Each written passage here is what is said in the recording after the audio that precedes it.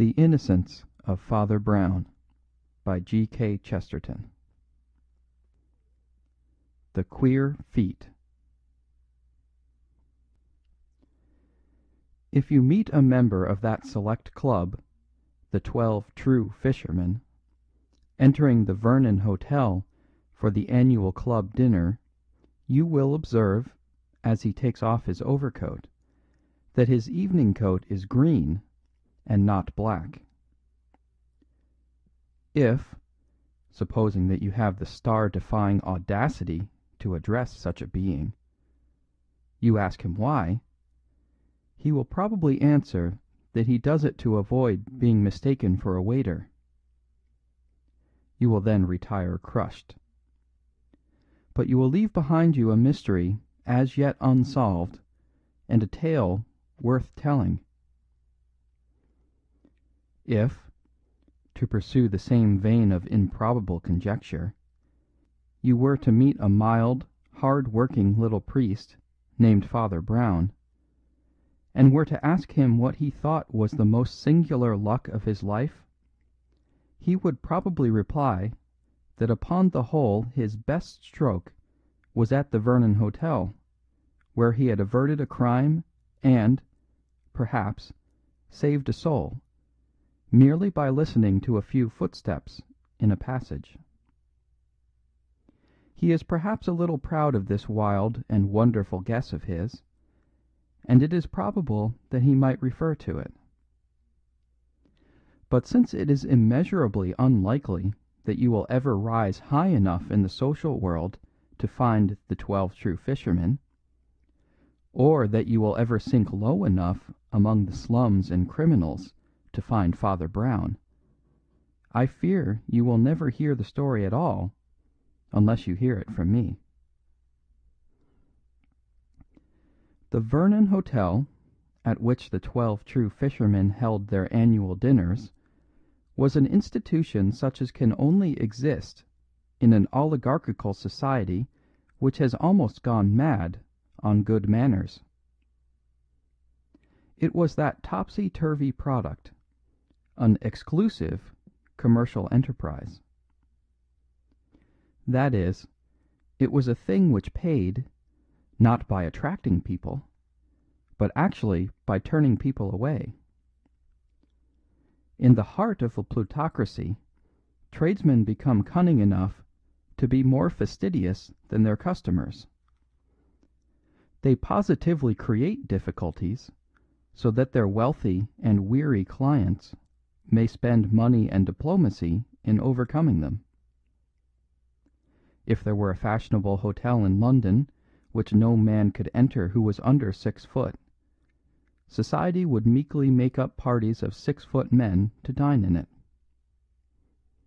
If there were an expensive restaurant, which by a mere caprice of its proprietor was only open on Thursday afternoon, it would be crowded on Thursday afternoon. The Vernon Hotel stood, as if by accident, in the corner of a square in Belgravia. It was a small hotel, and a very inconvenient one.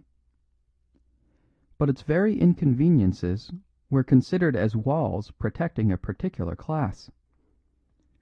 One inconvenience, in particular, was held to be of vital importance: the fact that practically only 24 people could dine in the place at once.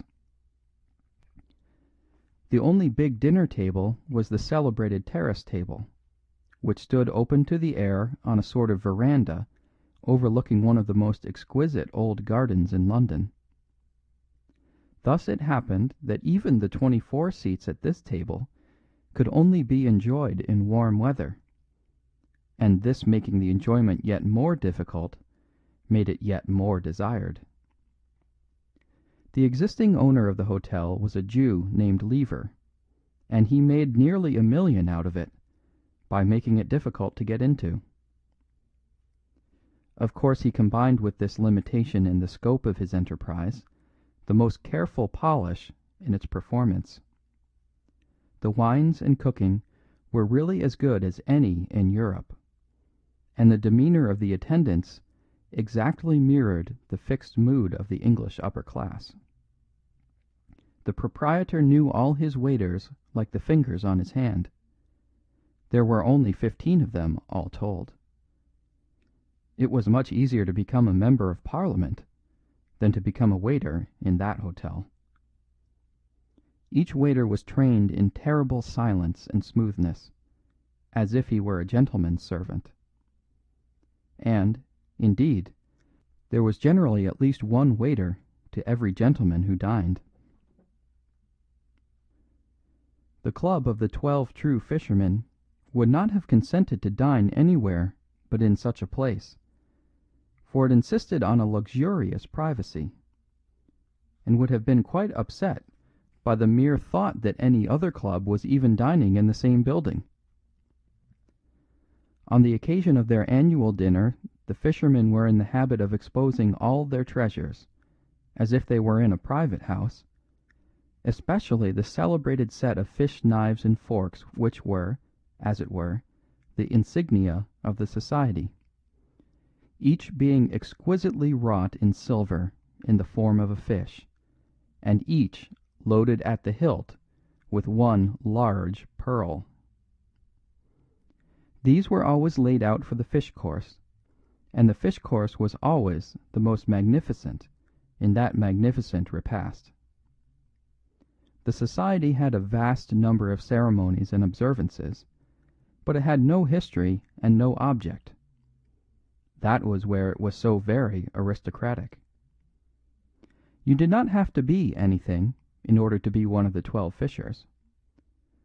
Unless you were already a certain sort of person, you never even heard of them. It had been in existence 12 years. Its president was Mr. Audley. Its vice president was the Duke of Chester. If I have in any degree conveyed the atmosphere of this appalling hotel, the reader may feel a natural wonder as to how I came to know anything about it, and may even speculate as to how so ordinary a person as my friend Father Brown came to find himself in that golden galley. As far as that is concerned, my story is simple, or even vulgar. There is in the world a very aged rioter and demagogue who breaks into the most refined retreats with the dreadful information that all men are brothers, and wherever this leveller went on his pale horse, it was Father Brown's trade to follow. One of the waiters, an Italian, had been struck down with a paralytic stroke that afternoon, and his Jewish employer, marvelling mildly at such superstitions, had consented to send for the nearest popish priest. With what the waiter confessed to Father Brown we are not concerned, for the excellent reason that the cleric kept it to himself. But apparently it involved him in writing out a note or statement for the conveying of some message or the righting of some wrong. Father Brown, therefore, with a meek impudence which he would have shown equally in Buckingham Palace, asked to be provided with a room and writing materials. Mr. Lever was torn in two.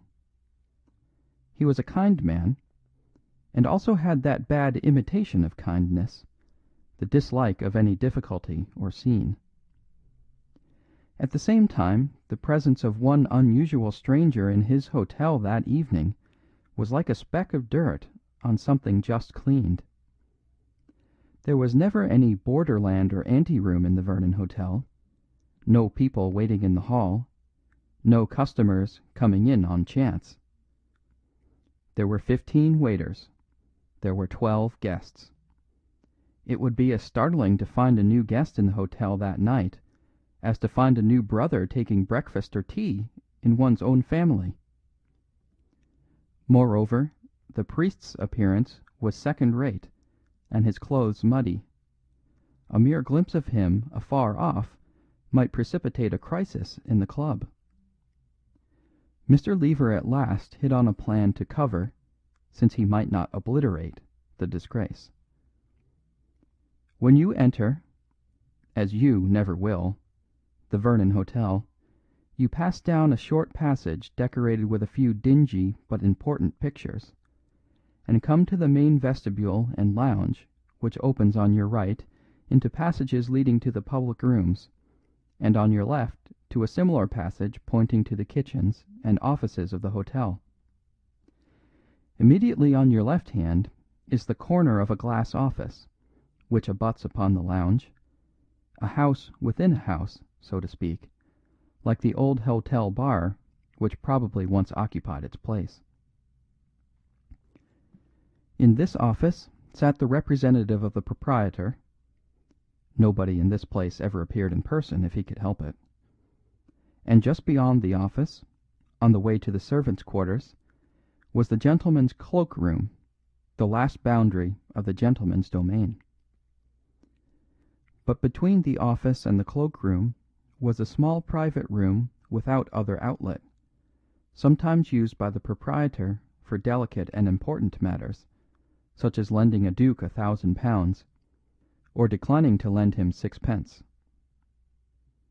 It is a mark of the magnificent tolerance of Mr. Lever that he permitted this holy place to be for about half an hour profaned by a mere priest, scribbling away on a piece of paper.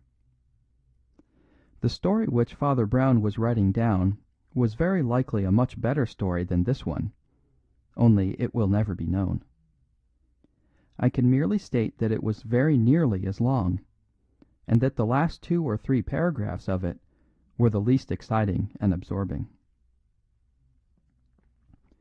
For it was by the time that he had reached these that the priest began a little to allow his thoughts to wander and his animal senses, which were commonly keen, to awaken. The time of darkness and dinner was drawing on. His own forgotten little room was without a light, and perhaps the gathering gloom, as occasionally happens, sharpened the sense of sound. As Father Brown wrote the last and least essential part of his document, he caught himself writing to the rhythm of a recurrent noise outside, just as one sometimes thinks to the tune of a railway train. When he became conscious of the thing, he found what it was, only the ordinary patter of feet passing the door, which in a hotel was no very unlikely matter. Nevertheless, he stared at the darkened ceiling and listened to the sound.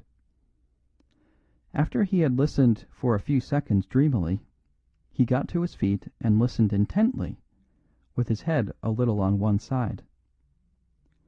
Then he sat down again and buried his brow in his hands, now not merely listening, but listening and thinking also.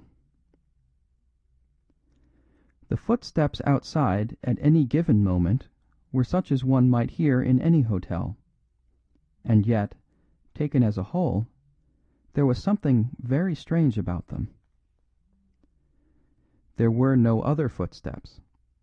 It was always a very silent house, for the few familiar guests went at once to their own apartments, and the well-trained waiters were told to be almost invisible until they were wanted.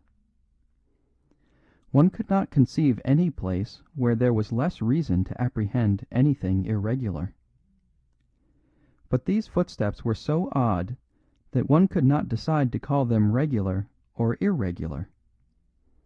Father Brown followed them with his finger on the edge of the table, like a man trying to learn a tune on the piano. First, there came a long rush of rapid little steps, such as a light man might make in winning a walking race. At a certain point they stopped and changed to a sort of slow, swinging stamp, numbering not a quarter of the steps, but occupying about the same time. The moment the last echoing stamp had died away, would come again the run or ripple of light hurrying feet, and then again the thud of the heavier walking. It was certainly the same pair of boots, partly because, as has been said, there were no other boots about, and partly because they had a small but unmistakable creak in them. Father Brown had the kind of head that cannot help asking questions, And on this apparently trivial question his head almost split. He had seen men run in order to jump. He had seen men run in order to slide. But why on earth should a man run in order to walk? Or, again, why should he walk in order to run? Yet no other description would cover the antics of this invisible pair of legs.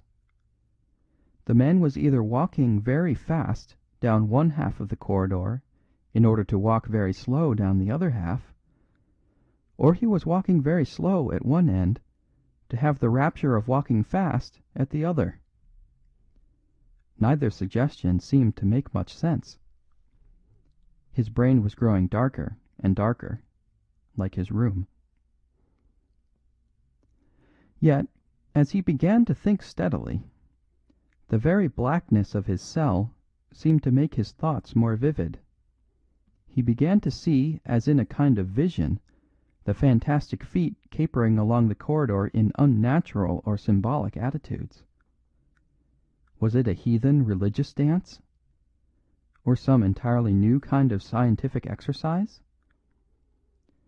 Father Brown began to ask himself with more exactness what the steps suggested. Taking the slow step first. It certainly was not the step of the proprietor. Men of his type walk with a rapid waddle, or they sit still. It could not be any servant or messenger waiting for directions. It did not sound like it. The poorer orders, in an oligarchy, sometimes lurch about when they are slightly drunk, but generally, and especially in such gorgeous scenes, they stand or sit in constrained attitudes. No, that heavy yet springy step, with a kind of careless emphasis, not specially noisy, yet not caring what noise it made, belonged to only one of the animals of this earth. It was a gentleman of Western Europe, and probably one who had never worked for his living. Just as he came to this solid certainty, the step changed to the quicker one, and ran past the door as feverishly as a rat. The listener remarked that though this step was much swifter, it was also much more noiseless, almost as if the man were walking on tiptoe. Yet it was not associated in his mind with secrecy, but with something else, something that he could not remember. He was maddened by one of those half-memories that make a man feel half-witted. Surely he had heard that strange, swift walking somewhere. Suddenly he sprang to his feet with a new idea in his head and walked to the door. His room had no direct outlet on the passage, but let on one side into the glass office, and on the other into the cloakroom beyond. He tried the door into the office and found it locked. Then he looked at the window, now a square pane full of purple cloud left by a livid sunset, and for an instant he smelt evil, as a dog smells rats. The rational part of him, whether the wiser or not, regained its supremacy. He remembered that the proprietor had told him that he should lock the door, and would come later to release him. He told himself that 20 things he had not thought of might explain the eccentric sounds outside. He reminded himself that there was just enough light left to finish his own proper work. Bringing his paper to the window so as to catch the last stormy evening light, he resolutely plunged once more into the almost completed record. He had written for about 20 minutes, bending closer and closer to his paper in the lessening light. Then suddenly he sat upright. He had heard the strange feet once more. This time they had a third oddity. Previously the unknown man had walked, with levity indeed and lightning quickness, but he had walked. This time he ran.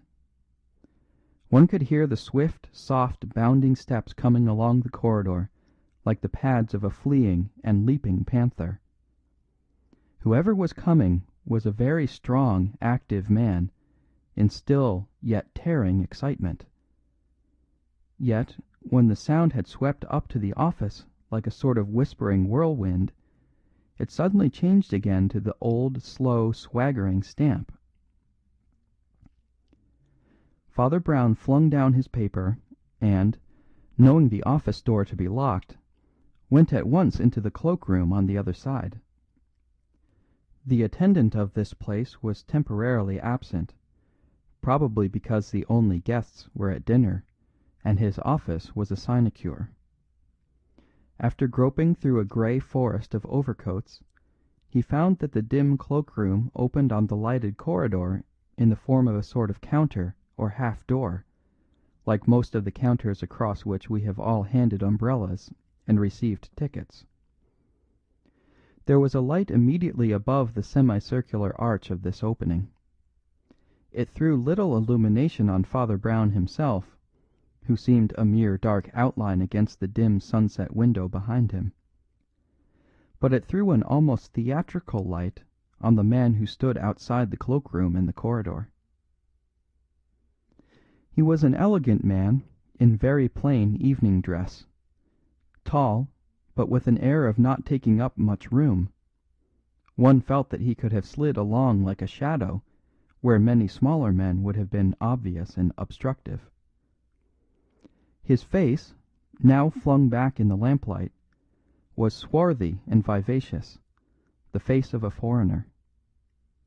His figure was good, his manners good-humoured and confident. A critic could only say that his black coat was a shade below his figure and manners, and even bulged and bagged in an odd way. The moment he caught sight of Brown's black silhouette against the sunset, he tossed down a scrap of paper with a number, and called out with amiable authority, "I want my hat and coat, please. I find I have to go away at once." Father Brown took the paper without a word, and obediently went to look for the coat. It was not the first menial work he had done in his life. He brought it and laid it on the counter. Meanwhile, the strange gentleman who had been feeling in his waistcoat pocket said, laughing, "I haven't got any silver. You can keep this." And he threw down half a sovereign and caught up his coat. Father Brown's figure remained quite dark and still, but in that instant he had lost his head. His head was always most valuable when he had lost it.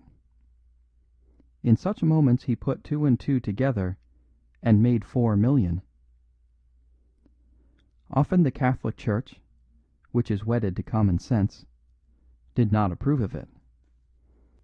Often he did not approve of it himself. But it was real inspiration, important at rare crises, when whosoever shall lose his head, the same shall save it.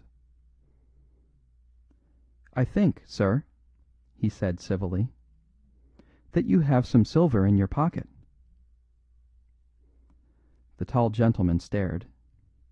"Hang it," he cried, "if I choose to give you gold, why should you complain?"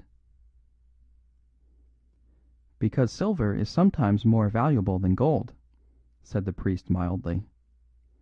"That is, in large quantities." The stranger looked at him curiously. Then he looked still more curiously up the passage towards the main entrance. Then he looked back at Brown again, and then he looked very carefully at the window beyond Brown's head, still coloured with the afterglow of the storm. Then he seemed to make up his mind. He put one hand on the counter, vaulted over as easily as an acrobat, and towered above the priest, putting one tremendous hand upon his collar. "Stand still," he said in a hacking whisper. "I don't want to threaten you, but—" "I do want to threaten you," said Father Brown, in a voice like a rolling drum. I want to threaten you with the worm that dieth not, and the fire that is not quenched." "You're a rum sort of cloakroom clerk," said the other. "I am a priest, Monsieur Flambeau," said Brown, "and I am ready to hear your confession." The other stood gasping for a few moments, and then staggered back into a chair. The first two courses of the dinner of the 12 True Fishermen had proceeded with placid success. I do not possess a copy of the menu, and if I did it would not convey anything to anybody. It was written in a sort of super French employed by cooks, but quite unintelligible to Frenchmen. There was a tradition in the club that the hors d'oeuvres should be various and manifold to the point of madness. They were taken seriously because they were avowedly useless extras, like the whole dinner and the whole club. There was also a tradition that the soup course should be light and unpretending, a sort of simple and austere vigil for the feast of fish that was to come. The talk was that strange, slight talk which governs the British Empire, which governs it in secret, and yet would scarcely enlighten an ordinary Englishman even if he could overhear it. Cabinet ministers on both sides were alluded to by their Christian names with a sort of bored benignity. The radical Chancellor of the Exchequer, whom the whole Tory party was supposed to be cursing for his extortions, was praised for his minor poetry, or his saddle in the hunting field. The Tory leader, whom all Liberals were supposed to hate as a tyrant, was discussed and, on the whole, praised as a Liberal. It seemed somehow that politicians were very important. And yet, anything seemed important about them except their politics. Mr. Audley, the chairman, was an amiable, elderly man who still wore Gladstone collars. He was a kind of symbol of all that phantasmal and yet fixed society. He had never done anything, not even anything wrong. He was not fast. He was not even particularly rich.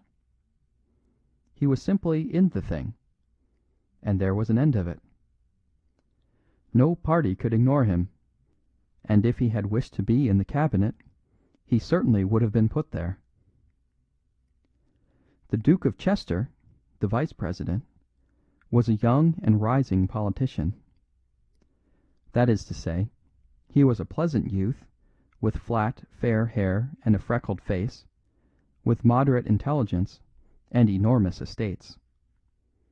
In public, his appearances were always successful, and his principle was simple enough.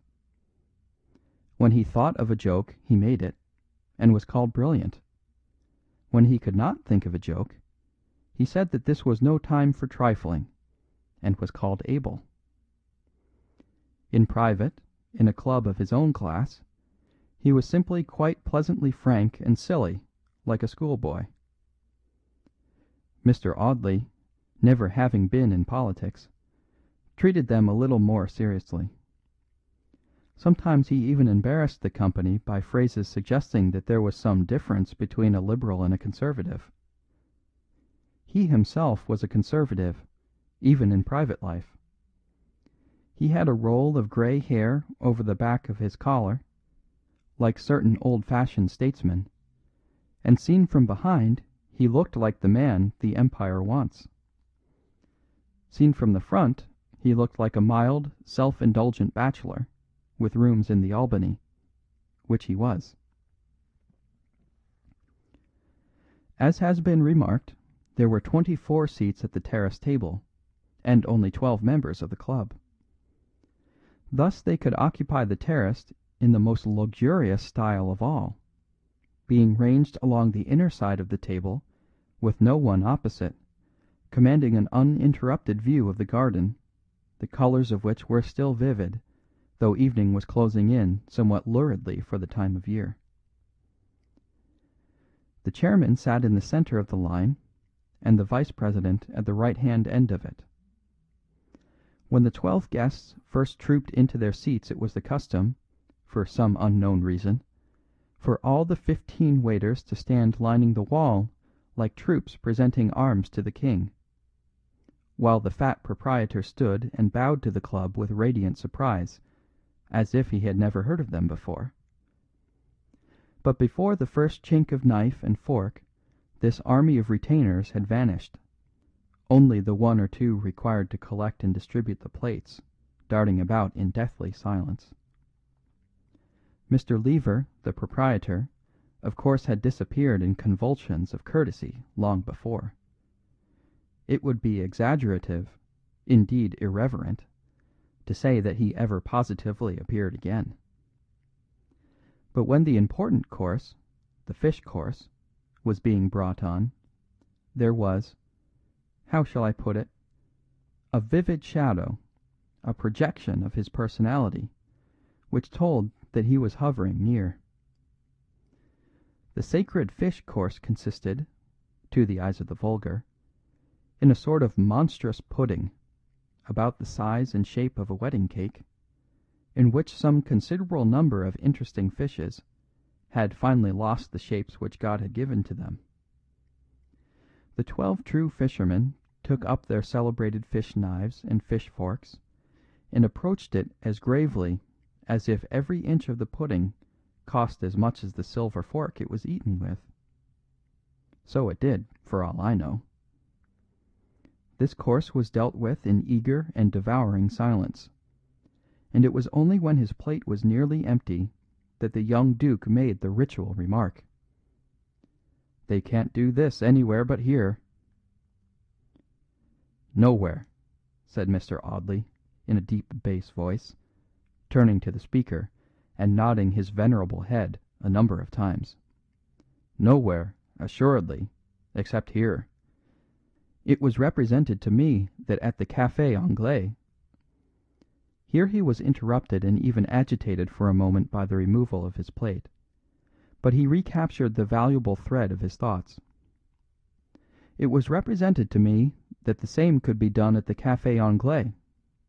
Nothing like it, sir," he said, shaking his head ruthlessly, like a hanging judge. "Nothing like it." "Overrated place," said a certain Colonel Pound, speaking, by the look of him, for the first time for some months. "Oh, I don't know," said the Duke of Chester, who was an optimist. "It's jolly good for some things. You can't beat it at—" A waiter came swiftly along the room, and then stopped dead.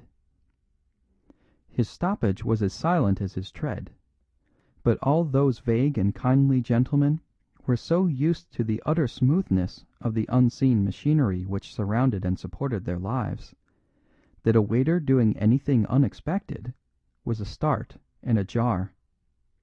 They felt as you and I would feel if the inanimate world disobeyed, if a chair ran away from us. The waiter stood staring a few seconds, while there deepened on every face at table a strange shame which is wholly the product of our time.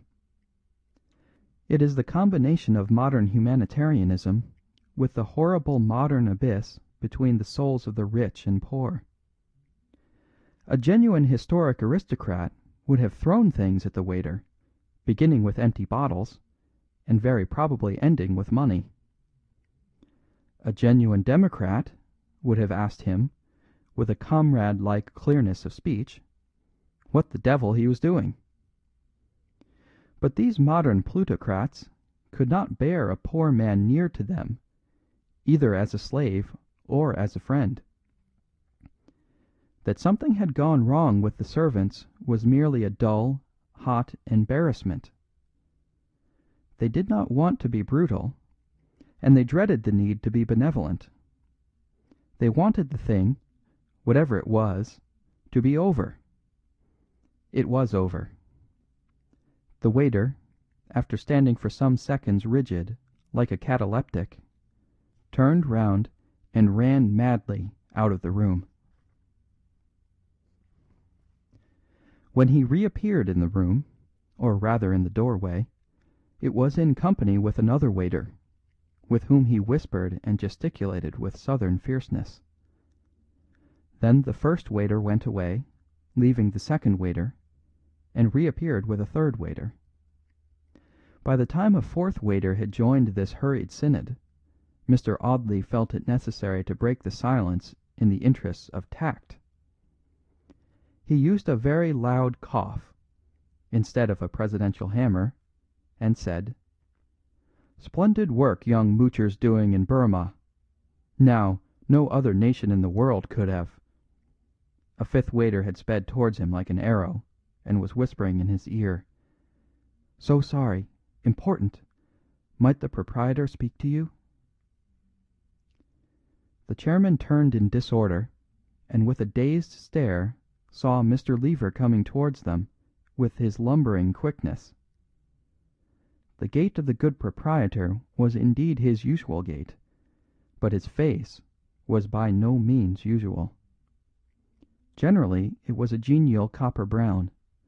Now it was a sickly yellow. "You will pardon me, Mr. Audley," he said, with asthmatic breathlessness. "I have great apprehensions. Your fish plates, they are cleared away with the knife and fork on them." "Well, I hope so," said the chairman, with some warmth. "You see him?" panted the excited hotel keeper. "You see the waiter who took them away? You know him?" "Know the waiter?" answered Mr. Audley indignantly. "Certainly not." Mr. Lever opened his hands with a gesture of agony. "I never send him," he said. "I know not when or why he come. I send my waiter to take away the plates, and he find them already away." Mr. Audley still looked rather too bewildered to be really the man the Empire wants. None of the company could say anything except the man of wood, Colonel Pound, who seemed galvanized into an unnatural life. He rose rigidly from his chair, leaving all the rest sitting, screwed his eyeglass into his eye, and spoke in a raucous undertone, as if he had half forgotten how to speak. "Do you mean," he said, "that somebody has stolen our silver fish service?"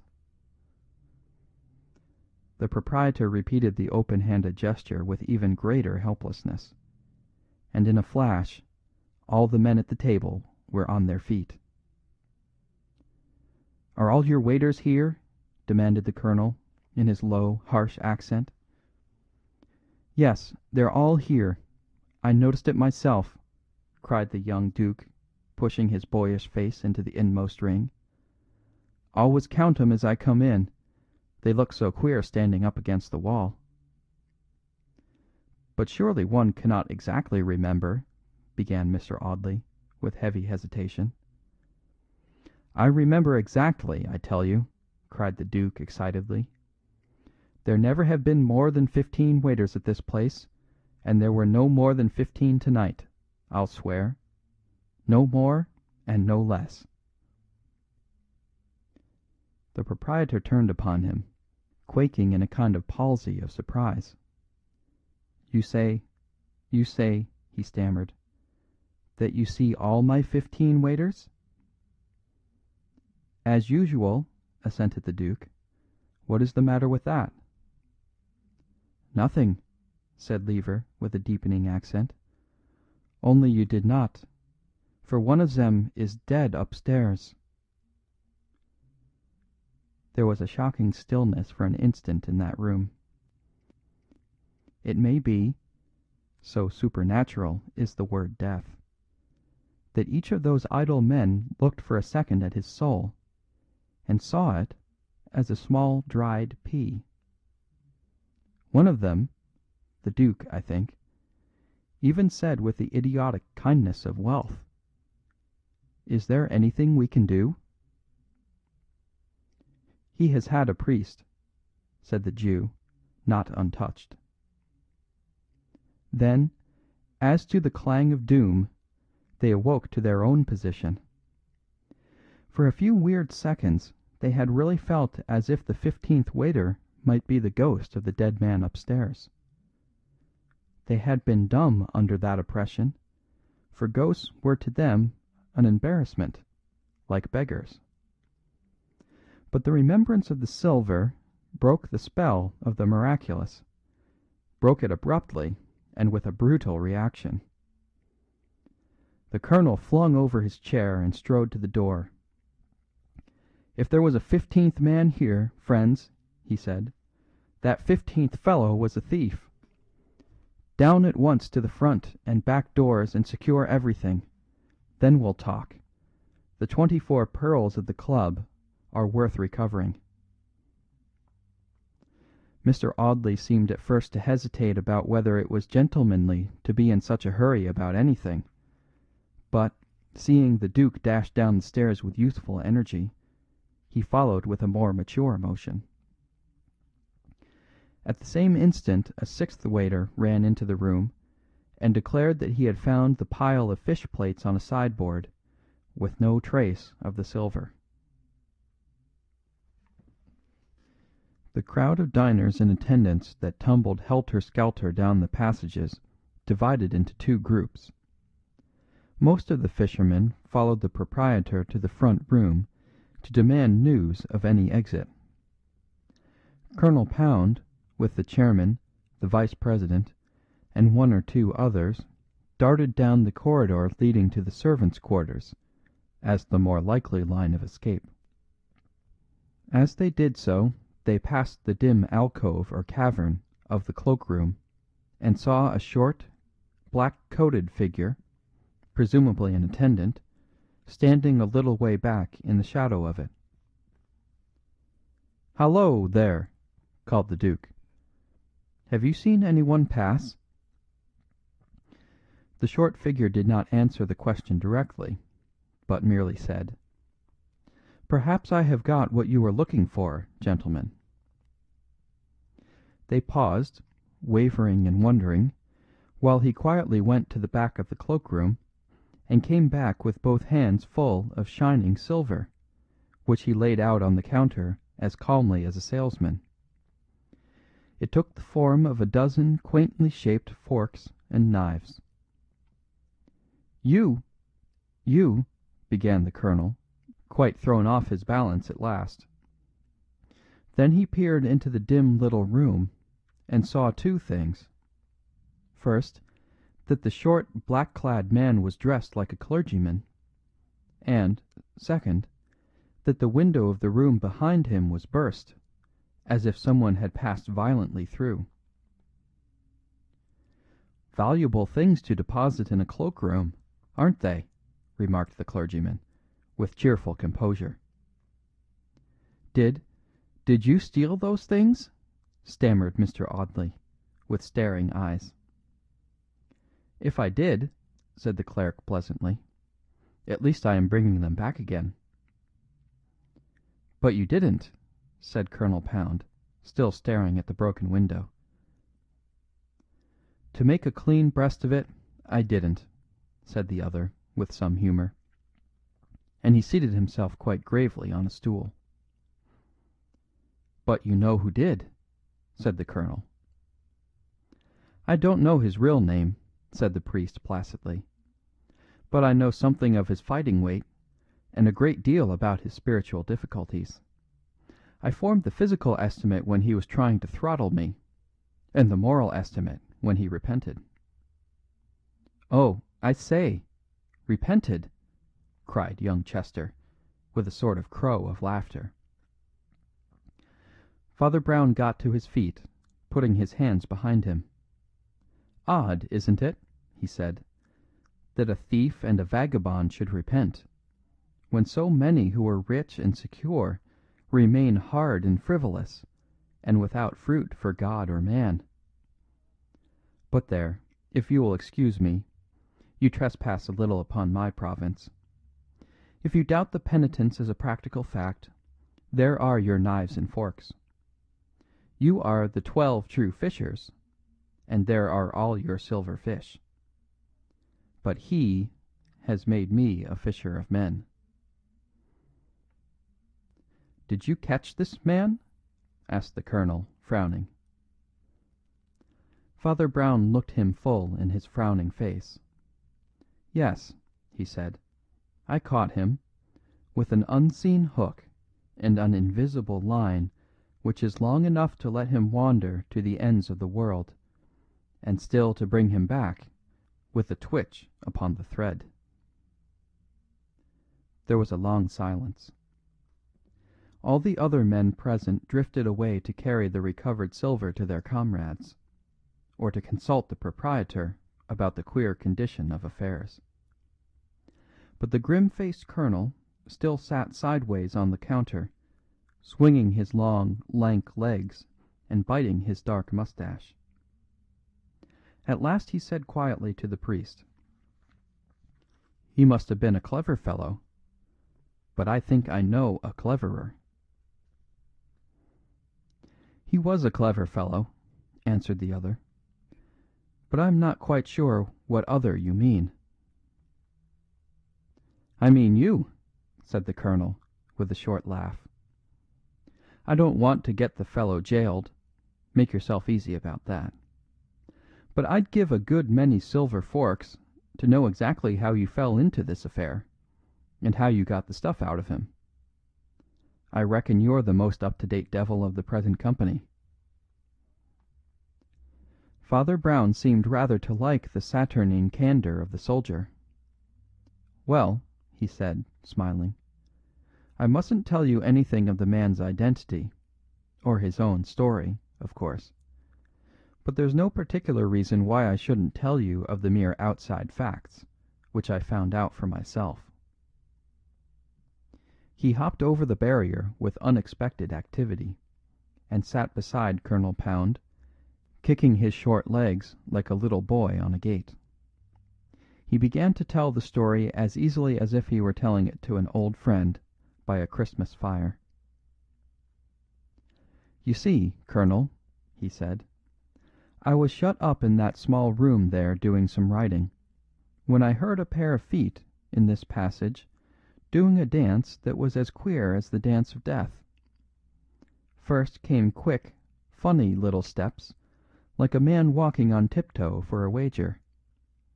Then came slow, careless, creaking steps, as of a big man walking about with a cigar. But they were both made by the same feet, I swear, and they came in rotation. First the run, and then the walk, and then the run again. I wondered at first idly, and then wildly, why a man should act these two parts at once. One walk I knew. It was just like yours, Colonel. It was the walk of a well-fed gentleman waiting for something, who strolls about rather because he is physically alert than because he is mentally impatient. I knew that I knew the other walk too, but I could not remember what it was. What wild creature had I met on my travels that tore along on tiptoe in that extraordinary style? Then I heard a clink of plates somewhere, and the answer stood up as plain as St. Peter's. It was the walk of a waiter, that walk with the body slanted forward, the eyes looking down, the ball of the toe spurning away the ground, the coat tails and napkin flying. Then I thought for a minute and a half more, and I believe I saw the manner of the crime as clearly as if I were going to commit it."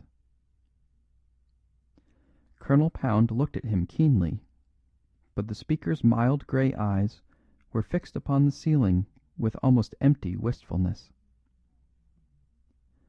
"A crime," he said slowly, "is like any other work of art. Don't look surprised. Crimes are by no means the only works of art that come from an infernal workshop.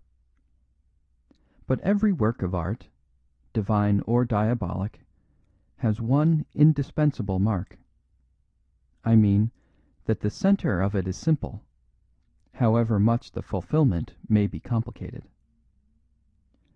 Thus, in Hamlet, let us say, the grotesqueness of the gravedigger, the flowers of the mad girl, the fantastic finery of Osric, the pallor of the ghost, and the grin of the skull are all oddities in a sort of tangled wreath round one plain tragic figure of a man in black. "Well, this also," he said, getting slowly down from his seat with a smile. "This also is the plain tragedy of a man in black. Yes," he went on, seeing the colonel look up in some wonder, "the whole of this tale turns on a black coat. In this, as in Hamlet, there are the rococo excrescences, yourselves, let us say. There is the dead waiter, who was there when he could not be there. There is the invisible hand that swept your table clear of silver and melted into air. But every clever crime is founded ultimately on some one quite simple fact, some fact that is not itself mysterious. The mystification comes in covering it up, in leading men's thoughts away from it. This large and subtle and, in the ordinary course, most profitable crime, was built on the plain fact that a gentleman's evening dress is the same as a waiter's. All the rest was acting, and thundering good acting too." "Still," said the colonel, getting up and frowning at his boots, "I am not sure that I understand." "Colonel," said Father Brown, "I tell you that this archangel of impudence who stole your forks walked up and down this passage 20 times in the blaze of all the lamps, in the glare of all the eyes. He did not go and hide in dim corners where suspicion might have searched for him. He kept constantly on the move in the lighted corridors, and everywhere that he went, he seemed to be there by right. Don't ask me what he was like. You have seen him yourself 6 or 7 times tonight. You were waiting with all the other grand people in the reception room at the end of the passage there, with the terrace just beyond. Whenever he came among you gentlemen, he came in the lightning style of a waiter, his bent head, flapping napkin, and flying feet. He shot out on the terrace, did something to the tablecloth, and shot back again towards the office and the waiters' quarters. By the time he had come under the eye of the office clerk and the waiters, he had become another man in every inch of his body, in every instinctive gesture. He strolled among the servants with the absent-minded insolence which they have all seen in their patrons. It was no new thing to them that a swell from the dinner party should pace all parts of the house like an animal at the zoo. They know that nothing marks the smart set more than a habit of walking where one chooses. When he was magnificently weary of walking down that particular passage, he would wheel round and pace back past the office. In the shadow of the arch just beyond, he was altered as by a blast of magic, and went hurrying forward again among the 12 fishermen, an obsequious attendant. Why should the gentlemen look at a chance waiter? Why should the waiters suspect a first-rate walking gentleman? Once or twice he played the coolest tricks. In the proprietor's private quarters, he called out breezily for a siphon of soda water, saying he was thirsty. He said genially that he would carry it himself, and he did. He carried it quickly and correctly through the thick of you, a waiter with an obvious errand. Of course, it could not have been kept up long, but it only had to be kept up until the end of the fish course. His worst moment was when the waiters stood in a row. But even then he contrived to lean against the wall just round the corner, in such a way that for that important instant the waiters thought him a gentleman, while the gentlemen thought him a waiter. The rest went on like winking. If any waiter caught him away from the table, that waiter caught a languid aristocrat. He had only to time himself 2 minutes before the fish was cleared, become a swift servant, and clear it himself. He put the plates down on a sideboard, stuffed the silver in his breast pocket, giving it a bulgy look, and ran like a hare (I heard him coming) till he came to the cloakroom. There he had only to be a plutocrat again, a plutocrat called away suddenly on business. He had only to give his ticket to the cloakroom attendant, and go out again elegantly as he had come in. Only I happened to be the cloakroom attendant. "What did you do to him?" cried the colonel with unusual intensity. "What did he tell you?" "I beg your pardon," said the priest immovably. "That is where the story ends." "And the interesting story begins," muttered Pound. "I think I understand his professional trick, but I don't seem to have got hold of yours." "I must be going," said Father Brown. They walked together along the passage to the entrance hall, where they saw the fresh, freckled face of the Duke of Chester, who was bounding buoyantly along towards them. "Come along, Pound," he cried breathlessly. "I've been looking for you everywhere. The dinner's going again in spanking style, and old Audley has got to make a speech in honour of the forks being saved. We want to start some new ceremony, don't you know, to commemorate the occasion. I say, you really got the goods back. What do you suggest?" "Why," said the colonel, eyeing him with a certain sardonic approval, "I should suggest that henceforward we wear green coats instead of black. One never knows what mistakes may arise when one looks so like a waiter."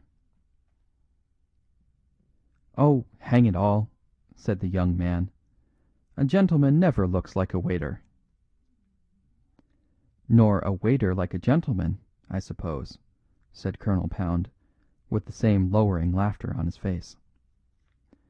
"Reverend sir, your friend must have been very smart to act the gentleman."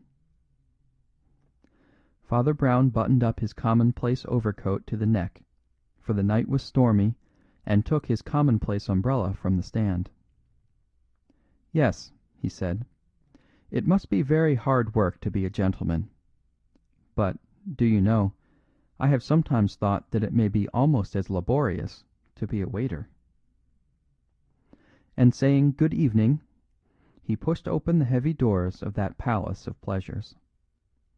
The golden gates closed behind him, and he went at a brisk walk through the damp, dark streets, in search of a penny omnibus. End of The Queer Feet.